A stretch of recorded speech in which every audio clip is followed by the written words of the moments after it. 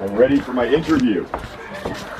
So Wendy, if you could sit beside Jeff, please, and that way it's going to be in one camera shot. Oh, are we filming it? May I? Oh, of course. Oh, awesome. I'm going to get closer to Wendy then.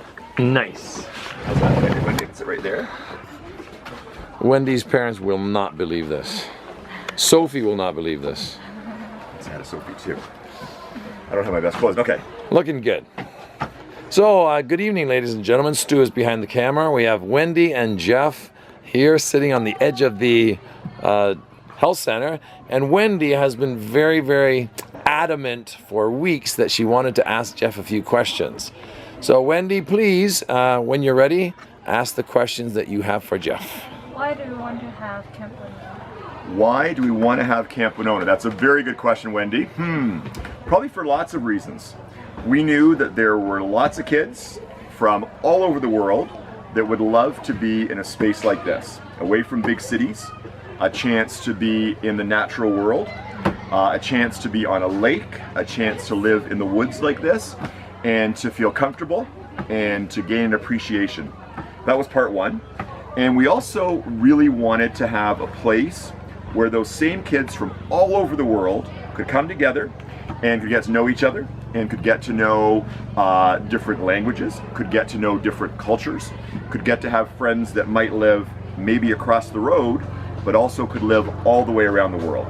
So we think both those things have happened. We have lots of good friends from everywhere. It is like a second family in lots of ways.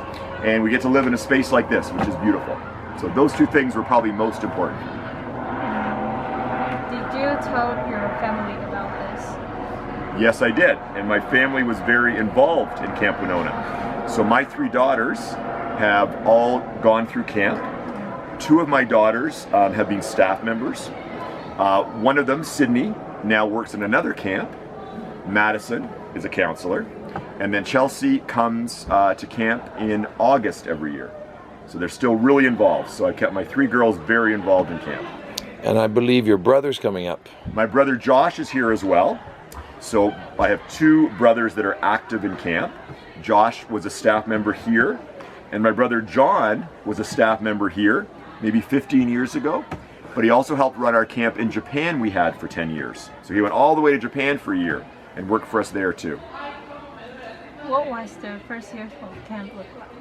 Well, very different than now. The very first year was in 1996. And in 1996, we came just for 1 week at the end of August. We wanted to try out camp being here in this space. And that's what we did. So we came here. We came to a place where there were no docks, where there were no boats.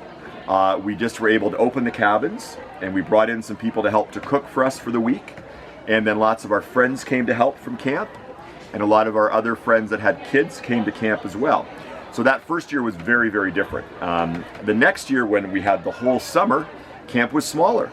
We had maybe 60 campers, and now we have 200 campers. So 3 times as big. And we have different programs now.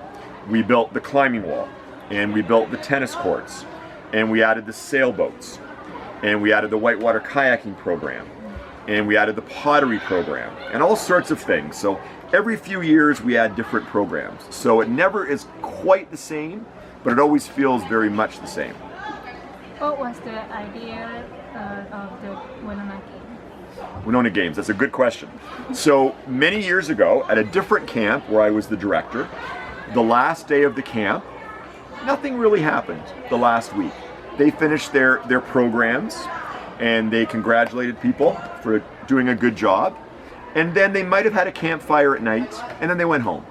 And we thought, wouldn't it be great to celebrate all the things we've learned during our time at camp for maybe a month for lots of people, maybe 2 weeks. So we thought, wouldn't it be fun to have something that campers could challenge themselves every year in different areas. So that's why we have Wenonah Games. Almost 150 different activities, things that are very active, things that are part of our camp program, and then just silly things like sandcastle building and all sorts of fun things like that. So we love it because it is a challenging program. We love it because it's the end of the month. Everybody in camp is involved. The Polaris are back from their canoe trips. Everybody's here, so the whole camp's here. We love it because it is great energy and lots of fun. And we also love it because it lasts from year to year. So as you know, when you become an Aki or a Dawa or a Zibbins, you're always one of those at camp. You're always belonging to one of those houses, the teams, and all of your family becomes part of it too. So what's great is sometimes people come back and they send their children years later. And now their children, if mom or dad was a Dawa, their kids will be Dawas too. So it's kind of fun to have all the family involved in the same way. Did you ever imagine Camp Wenonah become this big? Well, I think it's as big as we'd like it to be. So we like this size. It's the right size. So yes, we'd hoped it would be this size. We think it's the perfect size for summer camp. Any bigger would be too big. So we actually hope to get to this size, and then we've stayed here. So we haven't added campers in about 12 years to our numbers. Thank you so much. You're welcome. Thank you so much. I'm going to shake your hand. A great interview.